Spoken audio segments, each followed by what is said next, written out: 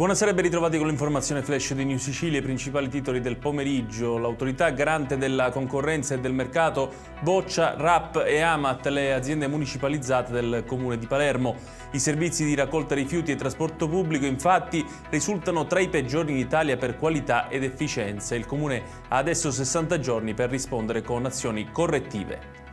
Condannati a 6 anni di carcere due cugini palermitani accusati di aver violentato una turista italo-canadese in un B&B. Il giudice ha riconosciuto le attenuanti generiche ma ha confermato la responsabilità dei due uomini nonostante sostenessero da sempre che il rapporto fosse consensuale. Aperta un'inchiesta dalla Procura di Siracusa sulla morte di un 70enne avvenuta un mese fa al pronto soccorso dell'ospedale Umberto I. La famiglia ha sporto denuncia sostenendo che l'anziano sarebbe morto improvvisamente dopo diverse ore di attesa.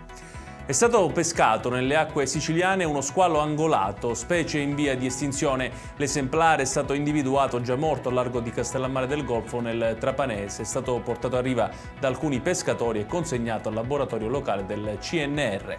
Infine chiudiamo con il meteo, bel tempo previsto in tutta la Sicilia nella giornata di domani, sole e cieli sereni sui litorali e nelle zone interne con venti deboli e mari poco mossi o calmi, temperature in aumento in tutta la regione.